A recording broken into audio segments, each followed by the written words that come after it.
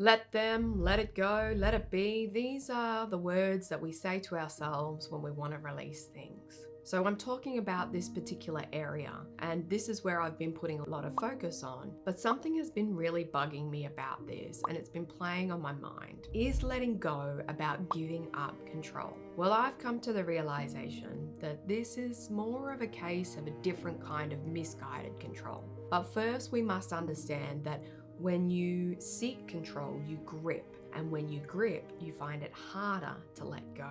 We are so powerful at convincing ourselves that tension will keep us safe. And when we grip control, I will call it grip control, we know the one, the kind where in your body you know it too. The one where if you're having a conversation that makes you feel nervous, you might find yourself overanalyzing every single thing that you say. Or you're spending that time gripping in control and perceiving everything instead of allowing the exchange to flow naturally. Another time where this shows up is when you start a new project and this horrible streak of perfectionism comes through and it sits on your shoulder and you have this grip control over the outcome instead of trusting the process. I've been caught in that one many times, but it always unfolds correctly, and the body knows this well before the mind does. We tend to think of control or giving up as only a matter of mindset, that if we just reframe it,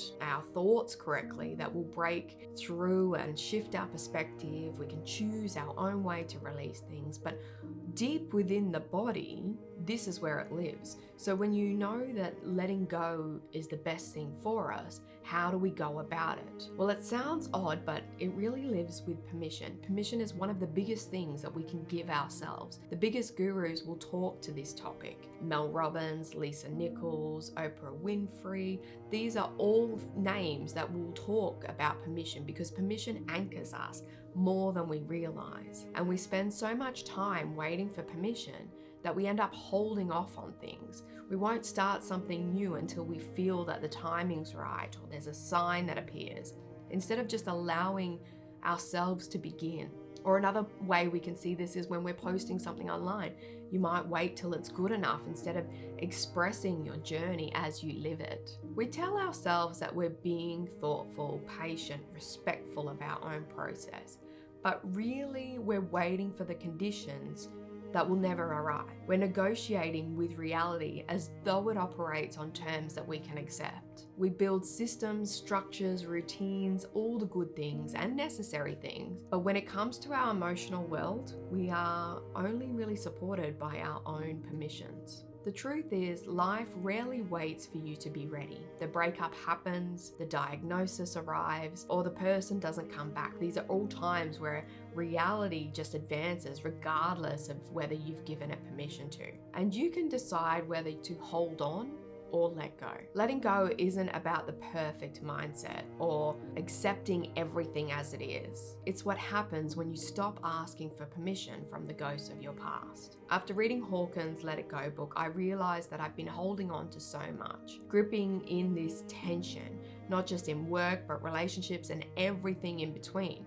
But Dr. Hawkins teaches us that emotion moves through the body, and that the pain that we feel isn't the emotion itself, it's the resistance. When someone is stopped from expressing their emotions, those emotions are genuinely suppressed. We can mask it as focus or discipline, but the body calls us out when it is overloaded. If we say we are letting go of something, but we've just pushed it down further, it ends up in internal storage. The energy doesn't disappear when you grip, it compresses. And when it's compressed long enough, it becomes anxiety, frustration, or exhaustion. And Hawkins explains that the moment that you allow emotion to exist without resisting, analyzing, labeling it, then you begin to let it dissolve. A lot like weather that I talked about last week, that moving through the sky, it knows where to go. We allow these things to move through us. That's when I started seeing life more as a spiral than a straight line. Gripping drags you down the spiral into contraction, whereas release allows you to rise, ascend if you like. But it's funny how the mind resists this simplicity. Resistance isn't a doing, it's more of an undoing and letting go of all that's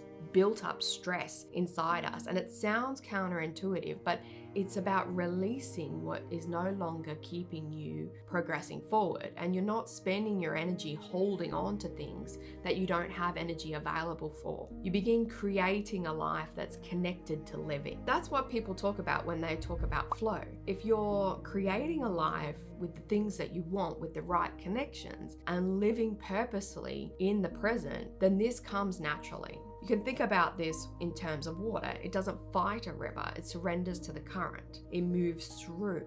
The reason this basic concept exists is because resistance is draining, it's scientific. But flow isn't a passive life or letting life happen to you.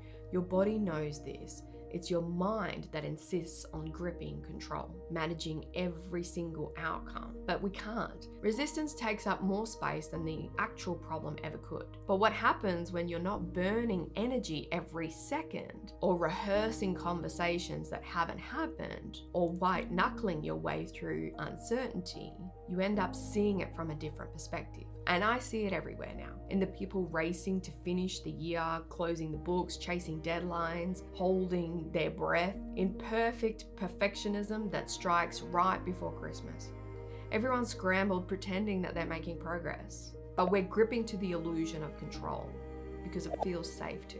If you practice relaxing your grip now, your nervous system will guide you through it, through those hectic situations such as busy shopping, end of year meetings, and you will arrive with this rare sense of feeling neutral. It's the same calm I recently experienced when I gave my first public talk. 6 weeks of tension dissolved into 6 minutes on stage. Watching others, I realized how everyone was just human, doing their best to channel that alive current that we were all feeling. And it hit me how serious we take the whole performance of life. For all our sophistication, we're still mammals with nervous systems. And there's a humor to that. There's freedom in seeing it this way. We cannot control what is uncertain, but it's in the breath that reaches the base of your ribs where you finally stop arguing with reality, as it rarely meets you on your terms.